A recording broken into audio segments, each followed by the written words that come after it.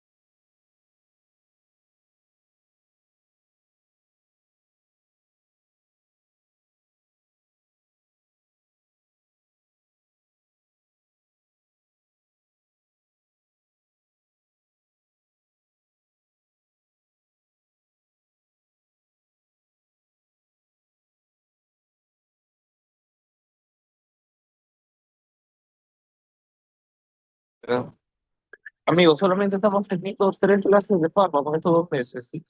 Uh, el resto es virtual, sí, sí. No, esto.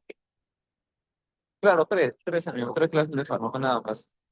La primera clase, la primera semana la hizo virtual, la segunda también, la tercera, la que fue después para revisar exámenes, lo hizo presencial. Y hoy día para los seminarios nada más. Los seminarios nada más estamos haciendo los presenciales. Junior, tu audio. Básicamente, ayuda.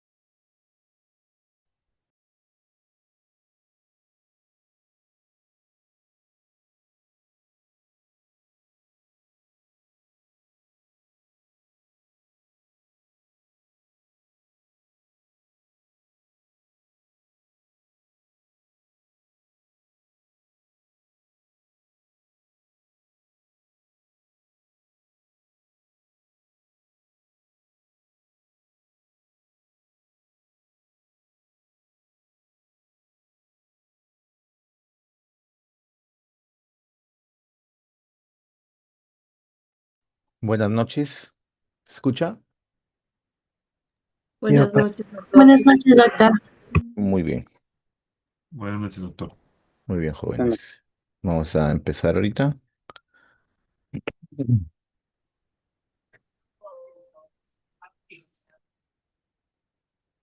Muy bien, ahí estamos. Muy bien.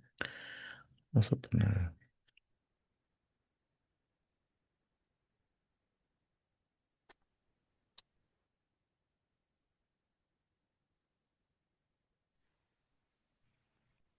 ¿Estaba en clase? Buenas noches, doctor. Buenas noches.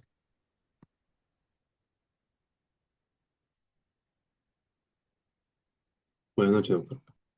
Buenas noches.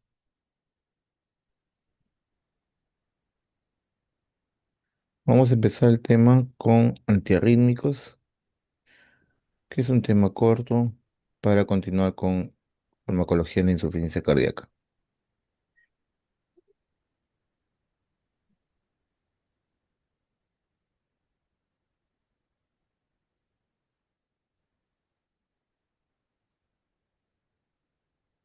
¿Se ve? Sí, doctor, sí se puede observar. Sí, doctor. Bueno, Sí, doctor, sí se puede observar. Bueno, muy bien. Continuando con este tema que quedó pendiente acerca de los antiarrítmicos, ¿no? Bueno, tenemos que tener en cuenta o saber los fármacos del sistema cardiovascular se van a dividir pues en grupos, ¿no? En fármacos estimuladores y fármacos depresores del sistema cardiovascular. Hasta ahorita hemos estudiado antihipertensivos, que son depresores, y vamos a estudiar también los antiarrítmicos, que también forman parte de los depresores, al igual que los antianginosos, que también ya lo han expuesto, ¿no? Eh, Cuando hablamos, como ven aquí, ¿no? Como ven está la imagen que prosigue, ¿no? Que dice de este verso, ¿no? Este verso relativamente romántico que dice, ¿no? Que padecemos del mismo mal, tenemos una arritmia cardíaca cuando estamos juntos, ¿no? Eso como se refiere pues a que nuestro sistema simpático es el que gobierna, ¿no? O sea, cuando le dicen mi corazón late por ti, no, no es el corazón, es el sistema simpático. Y esa actividad simpática, como ya lo hemos explicado, un momento de una emoción fuerte, digamos, no, la persona que te gusta o alguien, entonces inmediatamente hay una descarga catecolinérgica, una descarga de catecolaminas que van a aumentar considerablemente la fuerza contráctil y la frecuencia cardíaca, y eso se siente como palpitaciones, que el corazón late fuerte, ¿no? Entonces ya saben, no, acá no es que el corazón, eso es mentira, es el sistema simpático. Bueno, sin más preámbulos, hay que recordar, como siempre les digo, les vendré diciendo hasta el último día del curso, la importancia que tiene que ver la fisiología en el manejo en la farmacología cardíaca. Entonces, si hablamos de fisiología, vamos a recordar este tema, esta parte de antiarrítmicos, toca una parte que es la que más les encanta acerca de la fisiología cardíaca, que es la electrofisiología, ¿no? Entonces, aquí vamos a recordar ciertos puntos o ciertos términos, como por ejemplo, qué es el potencial de reposo, o llamado también potencial transmembrana, que es cuando digamos, la célula muscular cardíaca en este caso, porque también puede ser una célula neuronal o puede ser una célula muscular estriada o muscular lisa, se encuentra, digamos, en reposo, o sea, no hay un potencial de acción, no hay un estímulo, ¿de acuerdo? Entonces, este potencial es la diferencia de las cargas. Bien, esto es fisiología, no estoy hablando de otra cosa más que fisiología, esto solamente estamos repasando. Porque es lo que yo quiero que entiendan esto para poder entender todo lo demás. Entonces, aquí estamos hablando de la diferencia de las cargas entre el medio extracelular y el medio intracelular, ¿ya? Y el potencial de reposo en una célula miocárdica, o sea, en el músculo cardíaco, es de menos 90 milivoltios aproximadamente, ¿de acuerdo? Y en las células marcapaso, eso quiere decir, estamos hablando del nodo sinusal y el aurículo ventricular, ahí el potencial de acción sí ya varía y es de menos 60 milivoltios. ¿Por qué? Porque esas células del marcapaso son células autoexcitables, autómatas, funcionan solas, ¿de acuerdo? Entonces, eso es lo que quiero que entiendan o que comprendan. Entonces, aquí estamos hablando de lo que es el potencial de reposo, no hay estímulo. Entonces, cuando ya empieza el estímulo lentamente, va a ir las cargas cambiando y variando lentamente hasta llegar al potencial umbral. ¿Qué es el potencial umbral? El potencial umbral es el potencial del cual, de ahí, umbral significa puerta, o sea, de ahí se dispara el potencial de acción. Por ejemplo, podemos hablar en las células miocárdicas, el potencial umbral es de menos 60 milivoltios. O sea, va de menos 90, despacito, hasta menos 60. Cuando llega a menos 60, se dispara. En cambio, las células de marcapaso, no sinusal o auriculoventricular, el potencial de reposo es de menos 60 y el potencial umbral es menos 40. O sea, cuando empieza lentamente subiendo, subiendo, cuando llega a menos 40, se dispara el potencial de acción. Y eso quiero que entiendan, porque acá vamos a hablar de lo que es el potencial de acción, que es ya cuando la variación del potencial transmembrana en función al tiempo en que se realiza la acción. O sea, todo el tiempo que el músculo se contrae, eso se denomina el potencial de acción. O sea, lo que está por encima del potencial de reposo. Todo eso se llama potencial de acción. Entonces, aquí vamos a ver más adelante cómo es el potencial de acción de una célula del miocito y cómo es el potencial de acción de una célula del marcapaso. Entonces, si nosotros podemos aquí una célula cardíaca en reposo, o sea, el potencial de reposo, estamos hablando en las células, como le mencioné hace un momento, en las células miocárdicas, o sea, del miocito, en las aurículas, ventrículos y el sistema Hins-Purkinje es entre menos 80 a menos 90 milivoltios. Y si hablamos de las células marcapasos, o sea, las células autómatas de los nodos, el nodo sinusal o sino auricular y el auriculoventricular es de menos 60 milivoltios. Entonces, ojo, quiero que vean ahí la imagen. Una vez que se desprende el potencial de acción, y así a grosso modo, se ven cómo las cargas cambian, ¿no? Se vuelve negativo. El sodio ingresa y se vuelve negativo el medio extracelular y el medio intracelular se vuelve positivo. Porque normalmente es el extracelular positivo y el intracelular negativo. Muy bien, ahora vamos a recordar algo que también a ustedes les encanta y también han estudiado bastante acerca del sistema nodal, el sistema de conducción cardíaca, el sistema cómo surge el automatismo y cómo el corazón empieza a latir por sí mismo, ya que el corazón, este, digamos, se controla por sí mismo, ¿no? Es autómata, la contracción es, digamos, espontánea. Entonces, miren aquí el corazón, aparece el nodo sinusal, ¿no? ¿Dónde se encuentra el nodo sinusal? En la aurícula derecha. Y la activación del nodo sinusal me va a dar la despolarización auricular. Y en el electrocardiograma se va a determinar como la onda P. Ojo, miren, y esto de aquí es de fisiología. El electrocardiograma, las ondas electrocardiográficas, onda P, complejo QRS, onda T, indican lo que es el miocardio, por si acaso. El electrocardiograma no te señaliza digamos, las células marcapaso. El trazado indica lo que es el miocardio.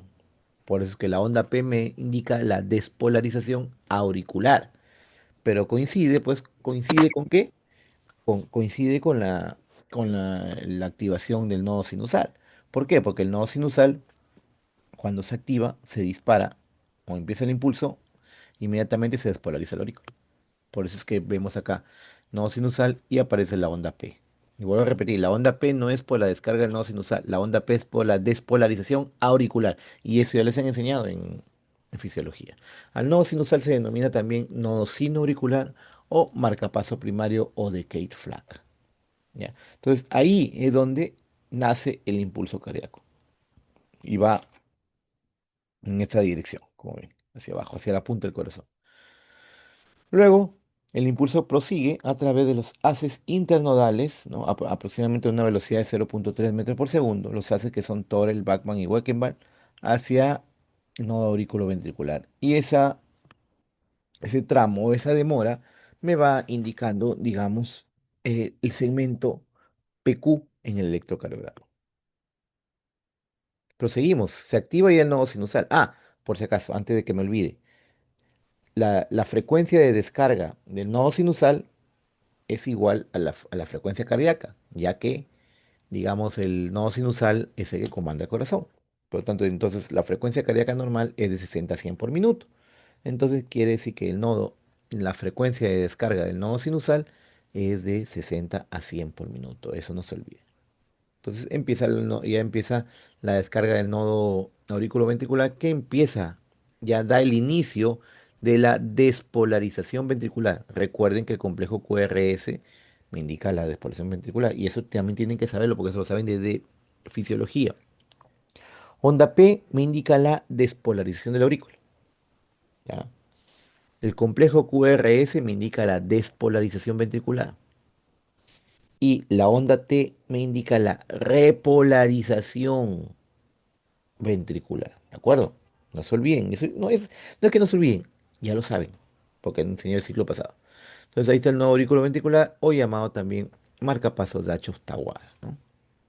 Entonces ahí se da un retraso en la transmisión del impulso cardíaco, ¿no? Como lo que sucede, por ejemplo, los fármacos que van a detener eh, o van a retrasar un poco para que una fibrilación auricular, por ejemplo, para que no se dispare o se pase todo el impulso, ¿no? ¿Por qué? Porque una fibrilación auricular me da, digamos, una frecuencia cardíaca la aurícula, una frecuencia auricular aproximadamente de 500 por minuto.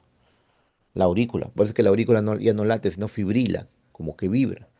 Entonces, no va a pasar esa frecuencia del ventrículo. Pues imagínense el ventrículo así, hace fibrilación ventricular y el paciente se muere. Entonces, el nodo aurículo ventricular detiene esa. ¿Por qué? Porque en una fibrilación auricular es una de las arritmias más frecuentes. eh, no es el nodo sinusal el que dispara, son varios focos, o focos ectópicos como le llaman, que empiezan a disparar, por eso que la aurícula late tan rápido, ¿no? Luego avanzamos, viene la primera porción de la de His, que es el haz auriculoventricular, que ingresa ya hacia el ventrículo, ¿no? Entonces, como ven aquí, ya el ventrículo se sigue despolarizando. Mientras aparece la conducción a través de la primera porción de la de His, ya el electrocardiograma me está indicando la onda R, ¿no? Una vez que avanza, ¿no? Sigue avanzando, el ventrículo se va despolarizando un poco más, ya aparece la onda S. Y aquí ya se divide en la rama derecha y rama izquierda de la de His. La rama izquierda que va hacia el ventrículo izquierdo y la rama derecha hacia el ventrículo derecho. Y por último viene lo que es el sistema de Purkinje o las fibras de Purkinje, que es la última porción ya de los, este, del sistema de conducción, que me va a indicar prácticamente ya toda la despolarización ventricular al final, que me da el segmento ST, ¿no? Entonces, hasta ahí se da lo que es la despolarización del ventrículo. Ya más adelante la repolarización se da con la onda P, ¿no? La onda T, perdón. Entonces, de potencial de acción. Esto de aquí, jóvenes, tienen que saberlo. Al revés y al derecho. Esto de aquí es fisiología. Seguimos con fisiología cardíaca. Pero ¿qué es lo importante aquí? En la fase de potencial de acción es porque hay dos potenciales de acción diferentes. Hay dos diferentes. Uno es el potencial de acción del miocardio, o sea, de los miocitos, y otro es el potencial de acción de las células marcapaso, del nodo sinusal en ese caso. Entonces vamos por partes primero para que entiendan acá. Si hablamos de las fases, miren, de la fibra del músculo, ya, miren, observen y aprendan, por favor. El potencial de membrana o potencial de reposo, ¿se acuerda que le dije que era menos 90 milivoltios? Acá, menos 90 milivoltios. ¿Me dejo entender? Muy bien, hasta ahí estamos bien.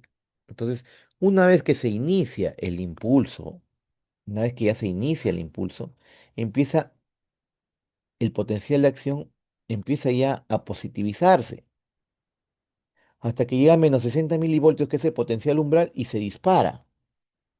¿Me dejo entender? Entonces, el potencial de acción de las células miocárdicas consta de cinco partes o cinco fases.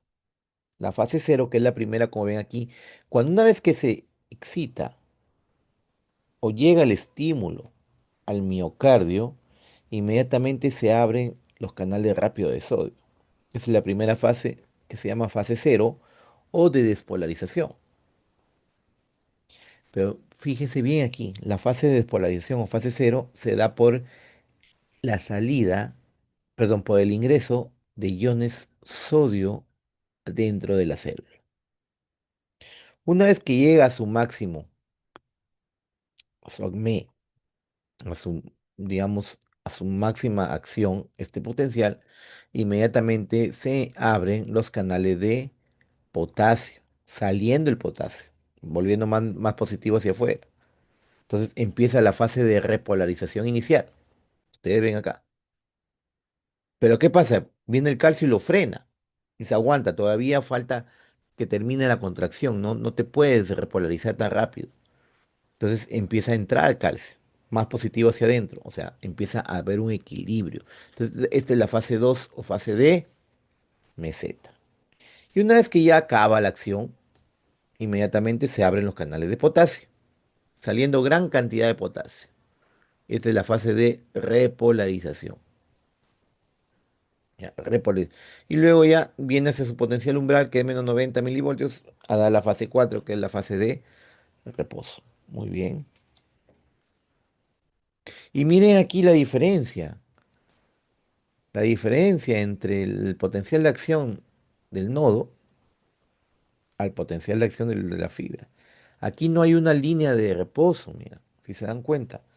Aquí la fase cero no es sodio, sino calcio. No hay fase 2 por si acaso, solamente hay tres fases. Fase cero, fase 3, fase 4. Y se dan cuenta, la fase 4 está inclinada. Su potencial de reposo es de menos 60 milivoltios y su potencial umbral es de menos 40. Y se dan cuenta, ahí en la fase 4 hay entrada de sodio por fibras que son naturalmente permeables. O sea, acá no hay ningún canal que se abre, ya están abiertos. Por eso dicen naturalmente permeables al sodio. El sodio va entrando de a poquito, por eso que mantiene, digamos, esa pendiente hacia cuando llega al -40, que es el potencial umbral, se dispara porque se abren los canales de calcio, que es la fase cero. Aquí se abren los canales de calcio y el calcio entra en lugar del sodio. Hasta que llega a su punto máximo, inmediatamente se abren los canales de potasio, saliendo gran cantidad de potasio, que es la fase 3 o de repolarización. Entonces vamos aquí entendiéndonos. Fase 4, despolarización inicial. Fase cero, que aquí es calcio, no sodio, como en el otro. Fase cero, la fase de despolarización. Y la fase 3, la fase de repolarización. Vuelvo a repetir, te vuelvo a repetir. Apréndanse esto. Apréndanse esto. ¿Ya? Apréndanse eso, por favor. Muy bien. Entonces miren aquí, miren aquí, digamos, el gráfico para comparar aproximadamente. Miren el EKG. Miren aquí, este de aquí, el de arriba donde está el puntero, es el potencial de acción de nodo sinusal. ¿Ya? Aquí tenemos esto de aquí que ya hemos visto, es la potencial de acción de la fibra de Purkinje. Y miren aquí la del ventrículo, ¿no? Un poco de diferencia. No hay mucha, no hay mucha diferencia, digo, un poco nomás. Manualidades, cosas Entonces, si se dan cuenta, la onda P coincide con qué? Aquí arriba, con con el potencial de acción de nodo, del nodo, la onda P. Aquí es donde se inicia, ¿de acuerdo? Pero miren, el complejo QRS ya me da el ventrículo, pues, ¿no? La fase cero, que es la inicial, la fase uno y parte de la fase 2 es de la despolarización ventricular. Pero en cambio la onda T coincide con la fase 3. ¿Por qué? Porque la fase 3 es la fase de repolarización.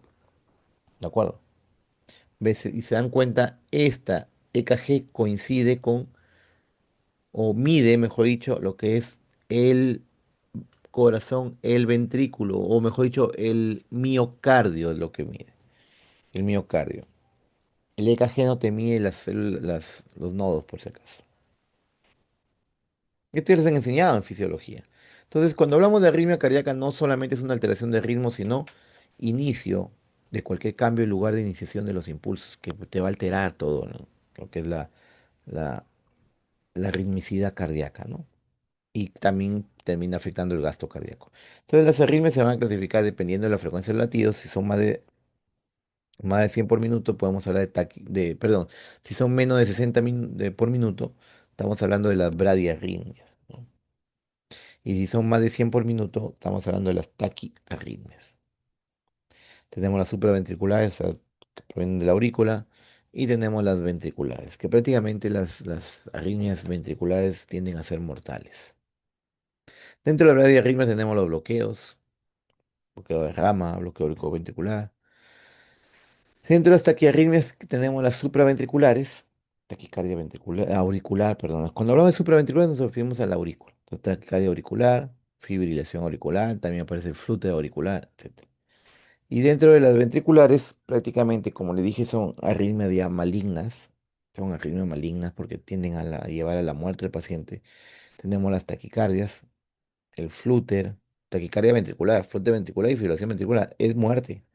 Ahí hay que desfibrilar. ¿Ya? Son altamente mortales. Muy bien. Entonces, ahora sí hablaremos de los fármacos antiarrítmicos. Ya empezamos con farmacología. Y hay que tener en cuenta antes de continuar, un antiarrítmico puede causar más arritmias o agravarlas, ya que puede curar una y empezar otra. No es que actúa en el sistema de conducción la mayoría. Ya. Me dan un minutito, por favor.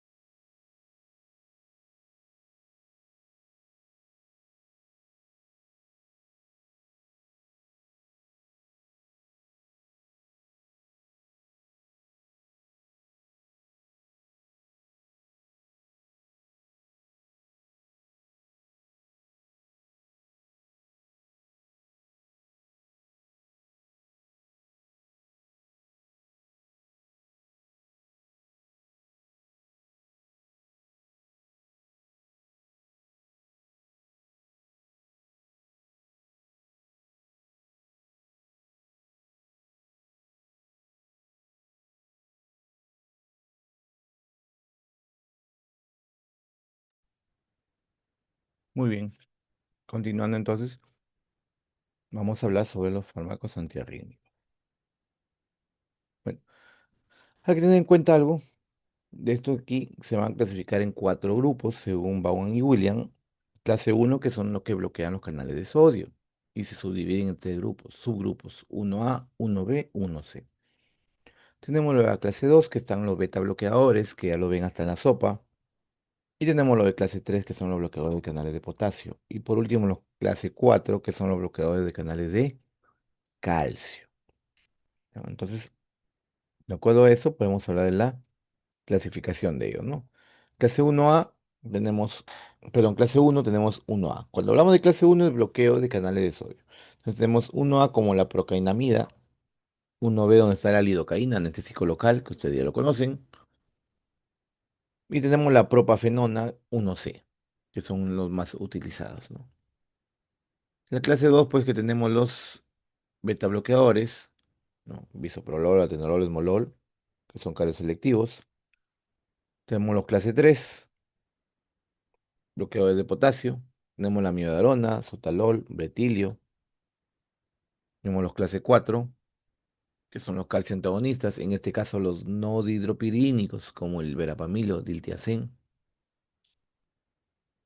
Y por último tenemos sulfato de magnesio y depresores de la conducción auriculoventricular, entre ellos como la adenosina o la digoxina, que vamos a hablar después de cuando hablemos de inotrópicos.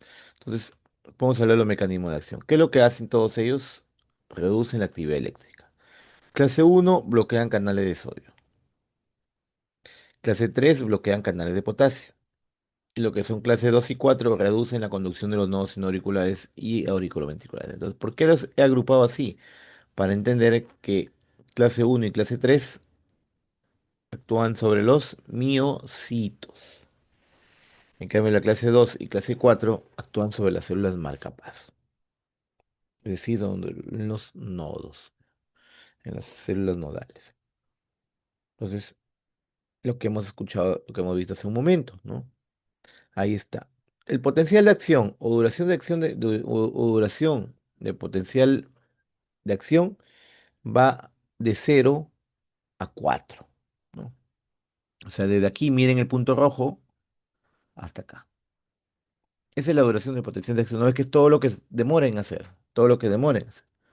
Ya, esa es la duración del potencial de acción. ¿De acuerdo? Acuérdense, acuérdense. Duración del potencial de acción. ¿Ya?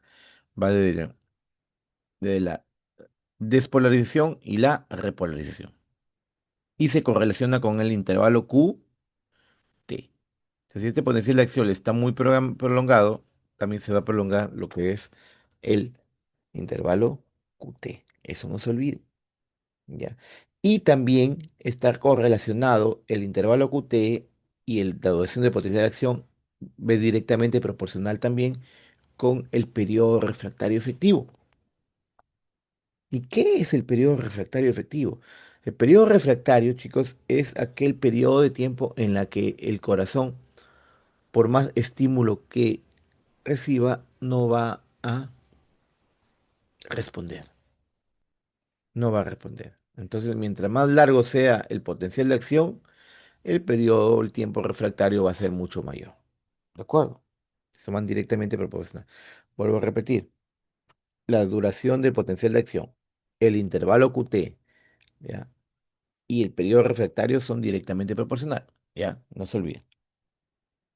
Entonces empezamos con el primer grupo, la clase uno que son bloqueadores de canales de sodio. Miren ahí, está la procainamida, la lidocaína y la propafenona. No podemos hablar de 1A, 1B y 1C. Entonces, miren esto de aquí. ¿Qué pasa si bloquea la fase cero? ¿Qué hay en la fase cero? ¿Se acuerdan? ¿Qué canales? Sodio. Sodio. Canal de sodio. Sodio. Muy bien, los canales de sodio. Entonces, ¿qué sucede con estos antiarrítmicos del grupo uno? Van a bloquear los canales de sodio, por lo tanto van a prolongar la fase cero, la fase cero. Y, ¿se acuerdan? La fase cero, ¿qué me da? El complejo QRS. Entonces, Si se prolonga la fase cero, miren el QRS, se prolonga, se ensancha, ¿de acuerdo? Pero si se dan cuenta, la duración del potencial de acción se mantiene, por lo tanto el intervalo QT también se mantiene. Aquí se ensancha el complejo QRS.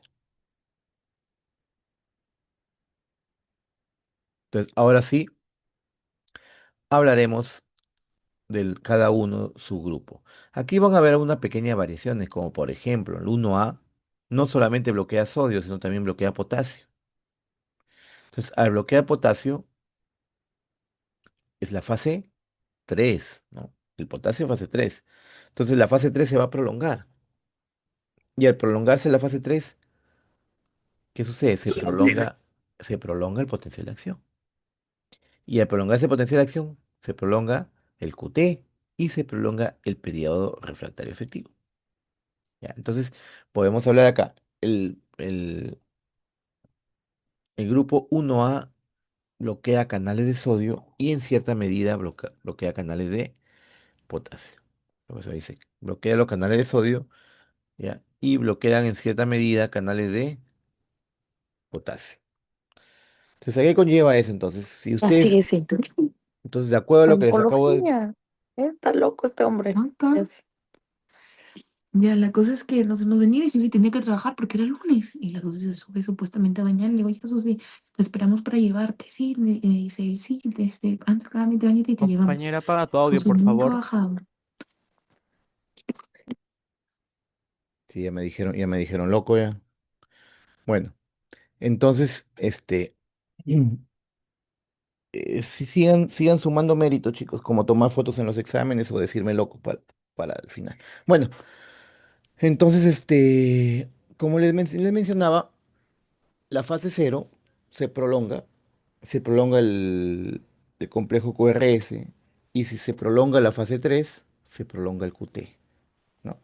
Entonces, eso es lo que llegamos a la conclusión. Y esto, yo quiero que entiendan esto, porque esto de aquí es muy fácil de entender, pero hay que poner atención. Y viendo los gráficos, porque es muy fácil ver gráficos, es mucho más fácil de entender y captar. ¿Me dejo, me dejo entender? Miren, entonces, hablamos de 1A, bloquea canales de sodio y en cierta medida canales de potasio. Entonces, ahora deducimos, porque yo lo que quiero es que aprendan a deducir. Si bloquea canales de sodio, entonces se prolonga la fase cero. Y si bloqueo los canales de potasio, se prolonga la fase 3, 3. ¿no? Muy bien. Entonces, al prolongarse la fase cero, en el EKG, ¿qué pasa? Se ensancha el QRS. Se ensancha el QRS, ¿no? Ahí está, se ensancha el QRS. Pero también, como se prolonga la fase 3, se prolonga todo el potencial de acción, ¿no? Ahí está. ¿Se dan cuenta? Se prolongó. Pero el potencial de acción, recuerden que es directamente proporcional al QT y al periodo refractario efectivo. Entonces, si se prolonga el potencial de acción, se prolonga también el QT y se prolonga el periodo refractario efectivo. Y aquí hay que tener en cuenta que los fármacos que prolongan el QT tienen riesgo de sufrir una arritmia que suele ser maligna o suele ser, digamos, peligrosa, que puede matar a un paciente, que se llama torcedura de puntas en español, o si les gusta el idioma francés, es torsade de pointes, que tiende a, ahí nomás, transformarse en una fibrilación ventricular, y como ven ese sticker que tengo, y el paciente se va hasta el infinito y más allá, ¿de acuerdo? Unos fármacos más que otros, ¿no? Sobre todo, como le digo, los que prolongan la fase 3. Muy bien, entonces tenemos los de la clase 1B, que prolonga muy sutilmente la fase cero, ya que bloquea canales de sodio, pero disminuye lo que es o, el potencial de acción. ¿Por qué disminuye el potencial de acción? Porque produce una fase de repolarización más rápida. O sea, acorta la fase 3. Y ustedes mismos están viendo ahí. ¿Ya? Acuérdense. Prolonga la fase cero muy sutilmente, no mucho, poco. Y acorta la fase 3. Miren. Entonces, ¿qué pasa con el QRS? Disminuye muy sutilmente, perdón, aumenta muy sutilmente, pero la duración del potencial de acción disminuye. Por lo tanto, al disminuir la potencial de acción, disminuye el intervalo QT y disminuye el potencial, el periodo refractario efectivo. Y ahora pasamos a la clase 1C. La clase 1C, la clase 1C, como ustedes mismos lo están viendo ahí, solamente es exclusivo de canales ¿de qué? Sodio. Sodio, No muy sé. bien. Por lo tanto, y es bastante marcado su bloqueo. No bloquea canales de potasio. Ya, por lo tanto, acá lo que se prolonga es el complejo QRS. ¿De acuerdo? Ya, solamente sodio. Por lo tanto, se bloquea, prolonga el intervalo QRS, pero el potencial de acción prácticamente no varía porque no se ensancha, ¿no? Entonces, el intervalo QT y el periodo refractario efectivo tampoco varía. Muy bien, hasta ahí. ¿Alguna pregunta? Porque esto de aquí, si entienden esto a la perfección, lo demás es pan comido.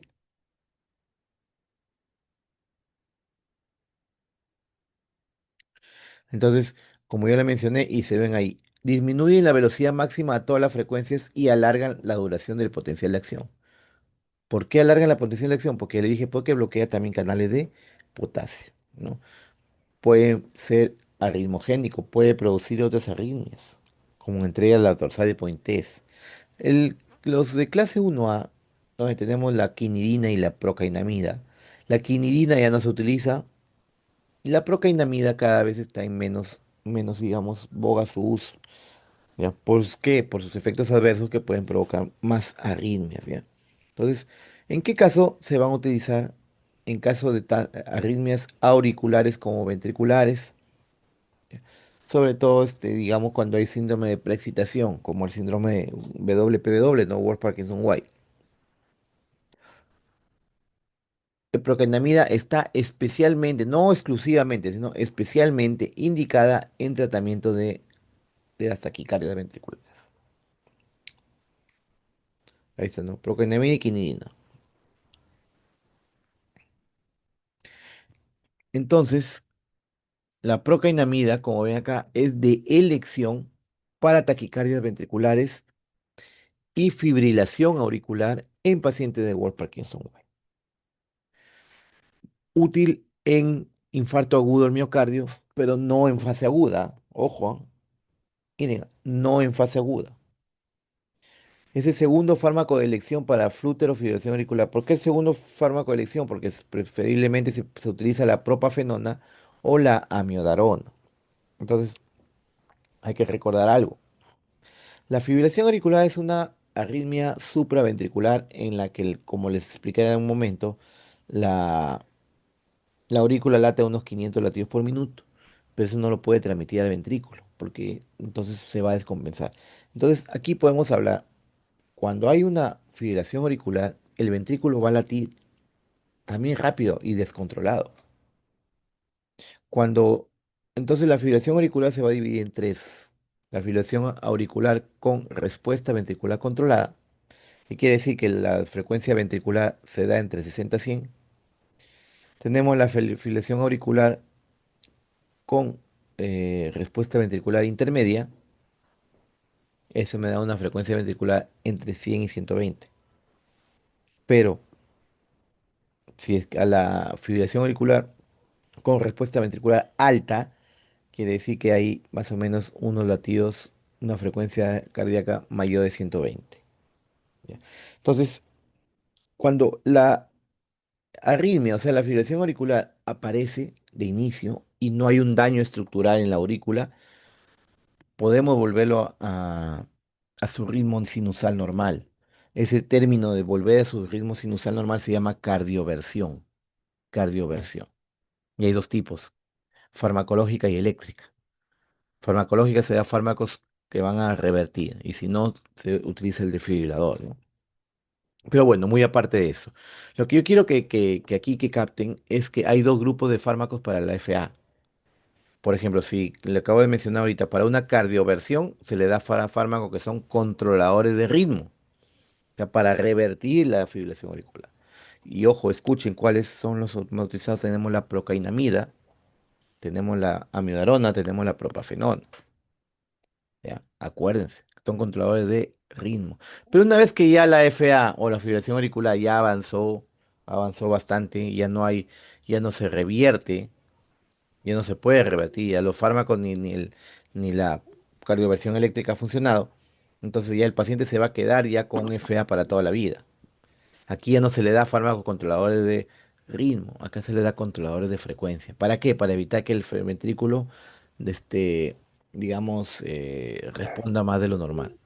Ya, entonces, en ese caso, cuando ya la fibrilación auricular ya no hay reversión, se le da controlador de frecuencia. ¿Cuáles son los de primera línea para con control de frecuencia? Tenemos los beta bloqueadores, ya que son cronotrópicos negativos, entonces lo que van a hacer es disminuir, digamos, la frecuencia cardíaca, ¿ya? A nivel del nodo sinoauricular. Tenemos también como controladores de ritmo, tenemos el verapamilo o los calcio antagonistas no dihidropidínicos, ya que retrasan la conducción a través del nodo auriculoventricular. Tenemos la digoxina o los digitálicos, mejor dicho, que también hacen el mismo efecto, retrasan la conducción a nivel del nodo auriculoventricular. Y también, por si acaso, la miodarona también funciona como controlador de frecuencia, funciona como controlador de ritmo y controlador de frecuencia. Muy bien, entonces yendo o resumiendo, tenemos controladores de ritmo, tenemos procainamida, que estamos estudiando ahorita, amiodarona, tenemos propafenona. Y controladores de frecuencia tenemos los beta bloqueadores, los calcio antagonistas no dihidropidínicos, tenemos la digoxina y, digamos, también tenemos la amiodarona en este grupo. Ya les dije al inicio, los fármacos antiarrítmicos son fármacos depresores del sistema nervioso, perdón, depresores del corazón, ¿ya? Son depresores del corazón, ¿ya? Entonces, todos los antiarrítmicos, ¿ah? Entonces, no se debe administrar ningún antiarrítmico en condiciones en las que hay una depresión del sistema cardiovascular, como por ejemplo acá ven, shock, insuficiencia cardíaca congestiva, bloqueo auriculoventricular, etc. Reacción adversas puede producir hipotensión, vómitos y uno de los más, digamos, temidos porque es el síndrome lupus-like. ¿Qué sucede? El paciente empieza a mostrar una enfermedad similar al lupus, ya, provocado por el medicamento. Simplemente deja de tomar el medicamento, la procainamida, y la enfermedad revierte. Porque si fuera el lupus, digamos, normal, no revierte, pues, ¿no? También puede provocar trombocitopenia y agranulocitosis. Tenemos la quinidina, acá solamente lo vamos a mencionar ya que se retira del mercado por un efecto que es el síncope y el sinconismo, ¿no? Entonces, inclusive puede provocar hipotensión ortostática también. Prolongación del intervalo QT produce la torsade de Pointes. Tenemos los 1B. Entonces, cuando hablamos de 1B, ¿qué es lo que hace? ¿Qué le dije que hacía? Aparte de bloquear los canales de sodio, digamos, volvía más rápida la fase 3, ¿no? Por lo tanto, el potencial de acción se acortaba, ¿no? Acorta el periodo de repolarización, como ya le dije, disminuye el periodo refractario efectivo y disminuye, como le dije, también el intervalo QT. Aquí está, ¿no? Como pueden apreciar, miren la línea punteada verde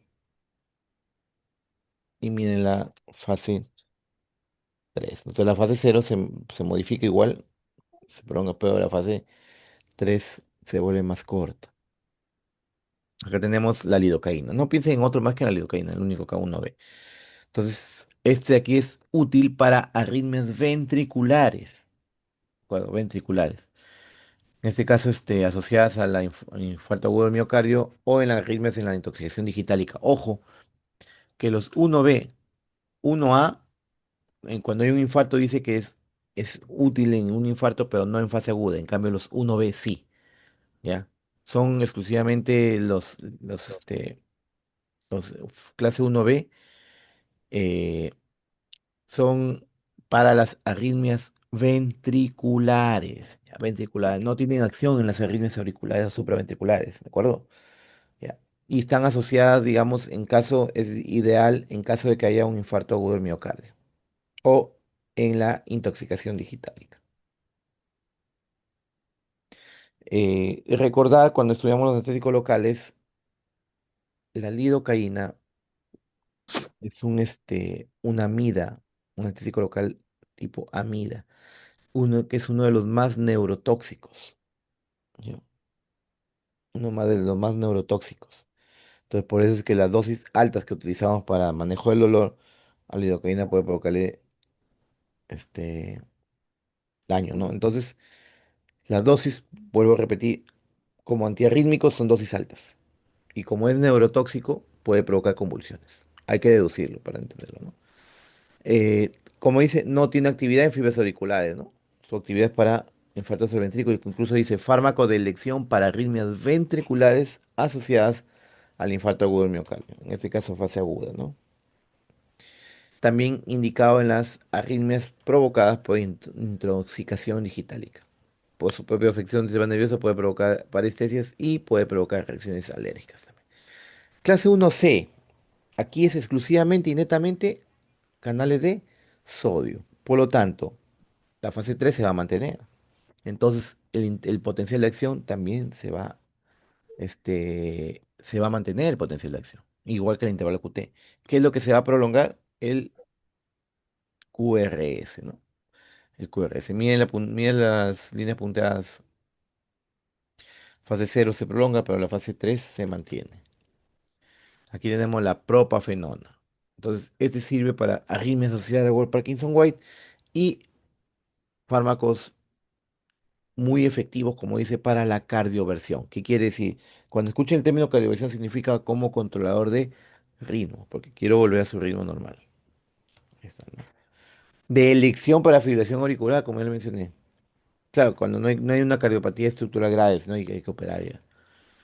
Puede interactuar con los anticonceptivos orales, evitarlo, como ya le dije, como es un fármaco depresor, hay que evitar en cualquier situación en la que se deprime el sistema cardiovascular, como bloqueo auriculoventricular, bradyarritmia, hipotensión. Daño estructural en el corazón. O sea, si hay un daño en el corazón ya no va a revertir o cardiovertir, ¿no?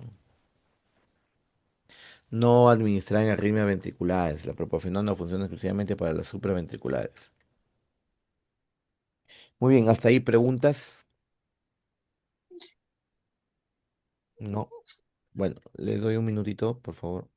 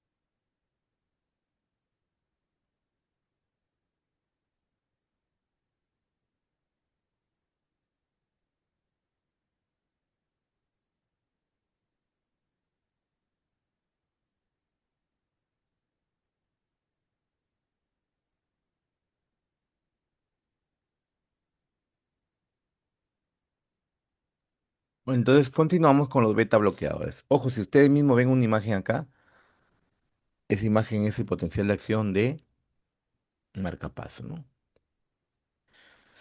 Muy bien, bueno, ya hemos hablado bastante sobre beta bloqueadores. Entonces solamente vamos a repasar los puntos importantes porque ya voy a repetir todo, ¿no? Su acción, como dice, antagonista de los receptores beta, donde blanco principal, células del marcapaso, ¿no? Si ustedes mismos se están dando cuenta acá, miren acá, la fase 4. ¿Qué es la fase 4? ¿Se acuerdan? ¿Se olvidaron ya? ¿Qué es la fase 4? ¿Qué sucede en la fase 4 en el potencial de acción de la célula marcapaso? Hay una despolarización espontánea. Salen los canales Espontánea. de O sea, La calcio. entrada, canales de sodio Sodio. naturalmente permeables. Ya, hay una generación espontánea. Cuando llega a más o menos a menos 40 milivoltios, ahí se abren los canales de Calcio. calcio. Calcio, Muy bien, ¿no? aquí es calcio. La fase cero es calcio. Y la fase 3 sigue siendo canales de Potasio. potasio. Ya, muy bien, ahí sigue siendo canal. Entonces, como ven acá, los receptores beta, ¿qué es lo que hacen? Disminuyen la pendiente de la fase 4, se la vuelven más plana y prolongan la repolarización, o sea, la fase 3. Vamos a ver acá una imagen, miren. Negro es normal y la línea azul punteada es, digamos,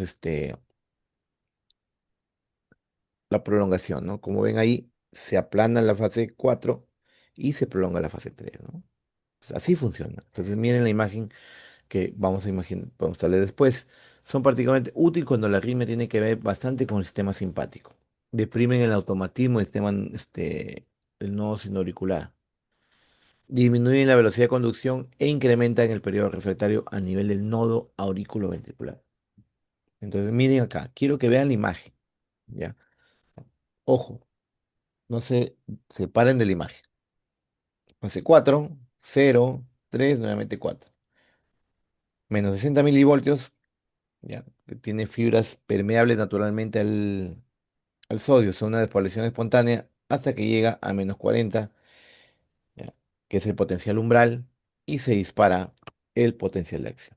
Inmediatamente, entonces, como vieron ahí, la fase 4 que es canales permeables naturales de sodio, luego se abre el potasio y luego Entonces, ¿cómo funcionan los beta bloqueadores? Miren, miren la imagen.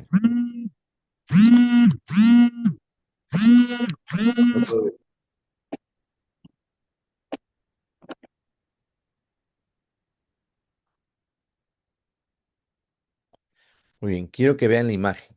Mira, es una célula normal y acá un trazado de uno que está tomando beta bloqueadores, ¿no? Un ejemplo más o menos. Si se dan cuenta, la fase 4 se ha aplanado y la fase 3 se prolonga. Por lo tanto, si se dan cuenta, ahí me han latido 3 normalmente y con el beta bloqueador 2 nomás, ¿no? Es un ejemplo. Entonces, ¿qué es lo que va a suceder ahí? Disminución de la pendiente 4 y prolongación de la repolarización en la fase 3. Entonces, ¿esto qué me va a conllevar? A una disminución de la frecuencia cardíaca. Fácil, ¿se dan cuenta? Es bastante fácil, chicos. Ahora tenemos, por ejemplo, el atenolol. Es un cardioselectivo bloqueador. Controla la taquicardia paroxística supraventricular. Ahí es de elección, ¿no? Un paciente que usted diagnostica con taquicardia paroxística supraventricular, de elección es el uso de beta bloqueantes selectivos. Ojo, ojo, quiero que me escuchen.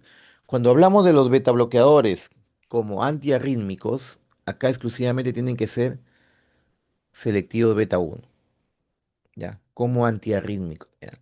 Como antiarrítmicos tienen que ser este, exclusivamente cardio selectivo, ¿de acuerdo? Entonces, por ejemplo, ¿en qué se utiliza?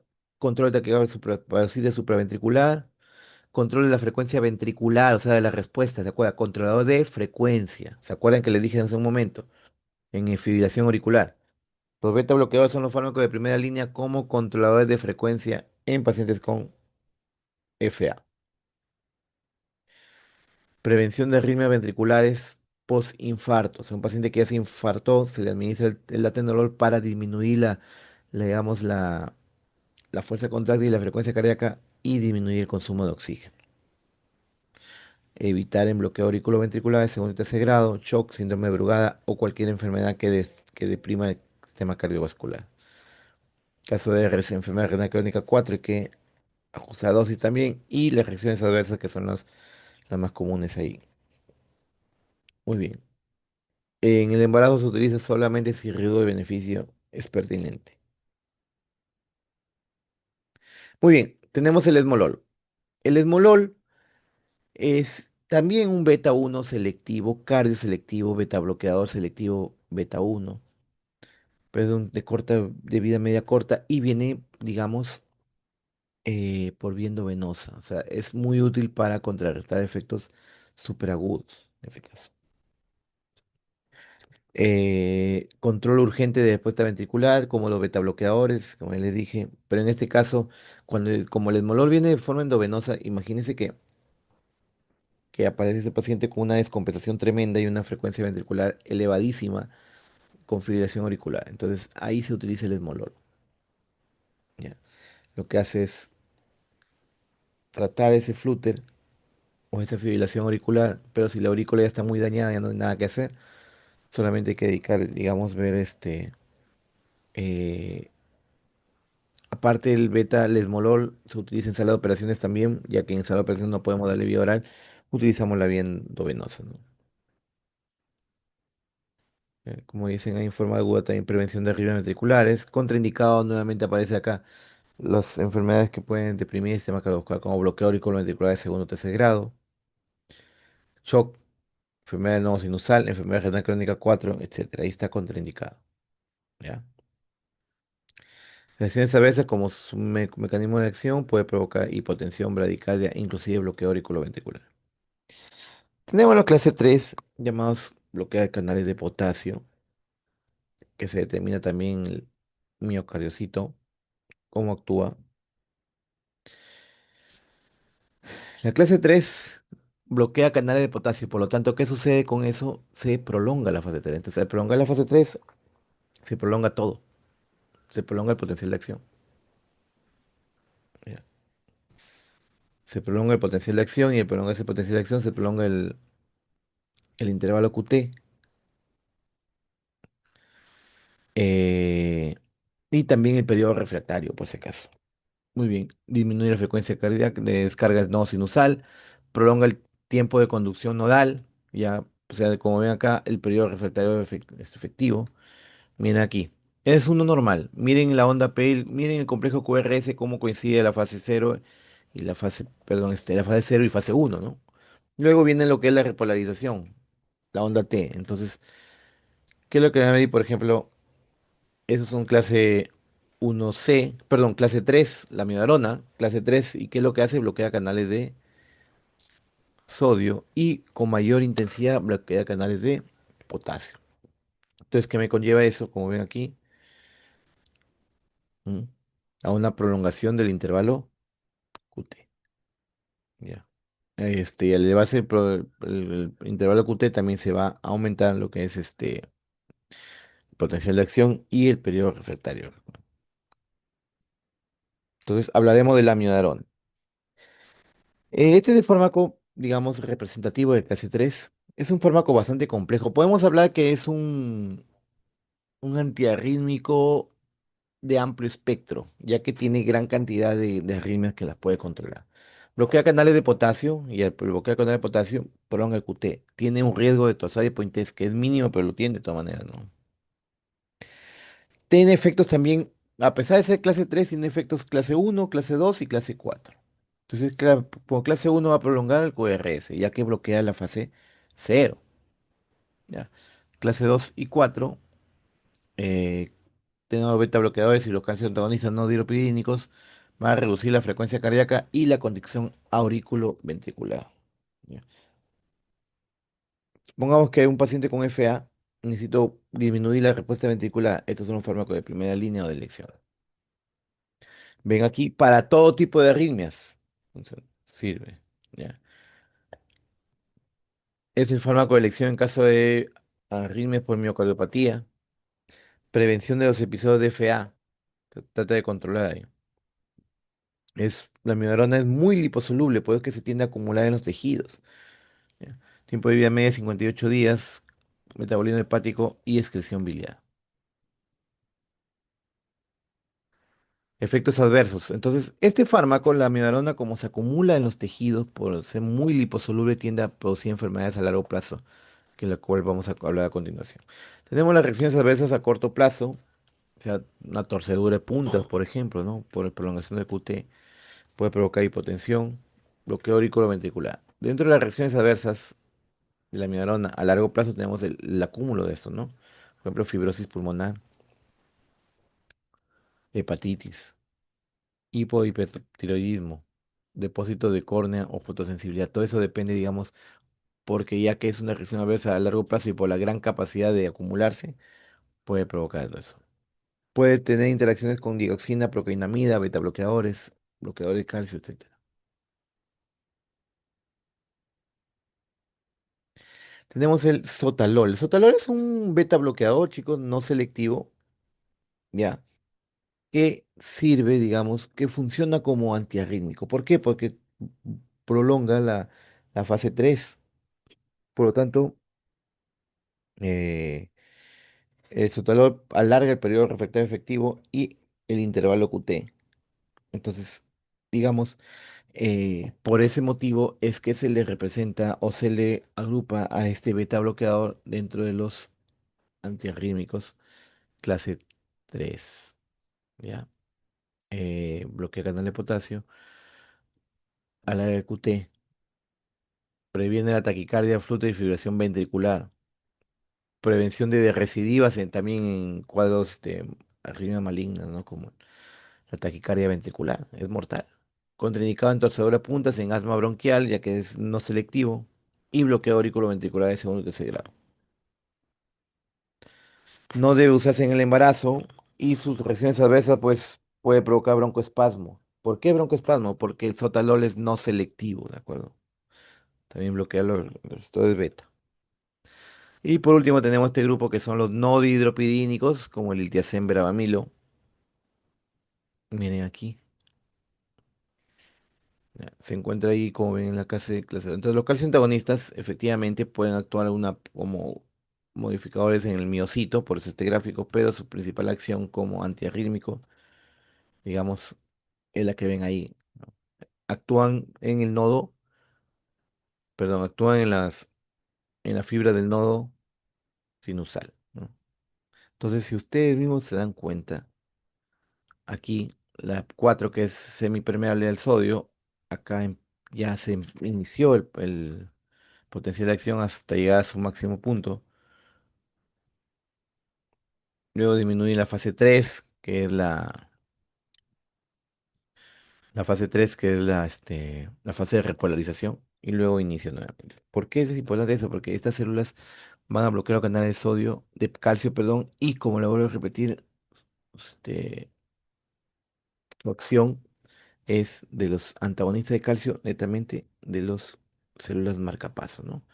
¿Qué hacen estos calcio antagonistas? Bloquea canales de calcio, producen vasodilatación, disminución en la conductividad, dando nodo sinusal como auricular ventricular y cronotropismo negativo. Eso quiere decir que los de acá, los calcio antagonistas de acá, como el verapamilo y el me van a provocar, digamos, van a bajar la frecuencia cardíaca, el cronotropismo negativo. Muy bien, miren aquí. ¿Qué sucede con este fármaco a diferencia de los beta bloqueadores? Aquí acortan, acortan el potencial de acción. ¿Por qué? ¿Qué es lo que se bloquea? ¿Qué es lo que bloquea? El calcio, ¿no? El calcio. Muy bien, el calcio. Entonces, la fase cero de estos muertos de la célula marcapaso es la fase cero de la canal de calcio. Entonces, estamos hablando de bloqueador de canal de calcio. Entonces, la amplitud disminuye. Miren el gráfico, miren, ¿ah? Ya. Entonces, ahí se da, digamos, el máximo de potencia de acción, pero no llega, ¿no? Hasta ahí. Entonces, ¿cómo funcionan los calcio antagonistas? Al inhibir, digamos, los calcio antagonistas, al bloquear los receptores, nos, los bloqueos, perdón, las canales de calcio de la fase cero, la amplitud del potencial de acción disminuye. Mira. Si llegaba hasta 10, acá llega a -10. Entonces, ¿eso qué va a retrasar? Retrasa a que el miocito se despolarice y demorando o bajando la frecuencia cardíaca. Mire aquí, disminución de la fase cero, como ya le mencioné.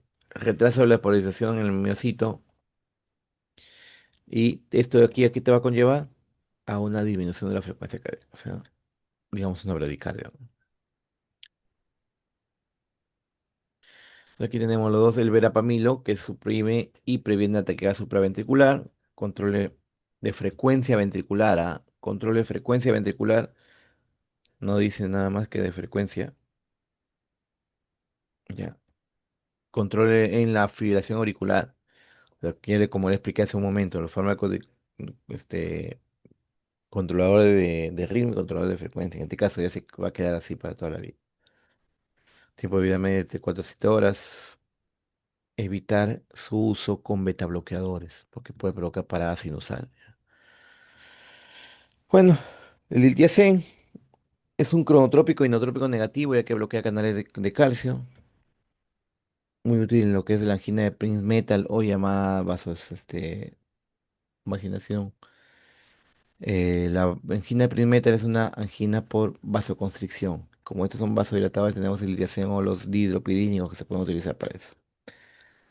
Evitar el uso con beta bloqueadores, como ya lo mencioné, puede provocar parada sinusal. Muy bien, aquí tenemos un resumen de mapas mentales acerca de los antiarrítmicos. ¿Tienen alguna pregunta hasta acá? ¿Alguna pregunta? Dígame, te escucho. Doctor, ¿cómo es que el sotalol puede actuar en lo que es la torcedura de punta? Perdón, no te escuché. ¿Me escucha? Ya, dime. Digo, ¿cómo es que el sotalol puede actuar en lo que es la torcedura, o perdón, está contraindicado en la torcedura de punta? ¿Por qué? Porque el sotalol es un beta bloqueador que tiene la propiedad de bloquear los canales de potasio, es decir, de prolongar el intervalo QT. Entonces, si un paciente que digamos que está con una torcedura de puntas o quizás está iniciando, le administras un fármaco que prolonga más el QT, lo vas a empeorar. Por eso es que el sotalol es un beta bloqueador que tiene la capacidad de bloquear canales de potasio. Por eso es que se le agrupa, a pesar de ser beta bloqueador, se le agrupa en la fase, en la, este, en la clase 3. ¿De acuerdo? Muy bien, ¿alguna otra pregunta? ¿Ninguna? Bueno, jóvenes, ya que me dijeron loco hace rato por hacer clase muy tarde, dejamos hasta acá y mañana a la misma hora terminamos con lo que es, digamos, Inotrópico. inotrópico, ¿de acuerdo? Para con eso ya culminar, para que puedan ir a descansar temprano, porque como dicen que muy tarde hago la clase mejor. Nos estamos conectando el día de mañana, chicos. Buenas noches, hasta luego. Para que no me Buenas digan, noches, Gracias. doctor. para que, para, Gracias. Muchas gracias. para que no me digan loco, para que no me digan loco. Estoy loco, No. estoy loco, estoy loco. Luego.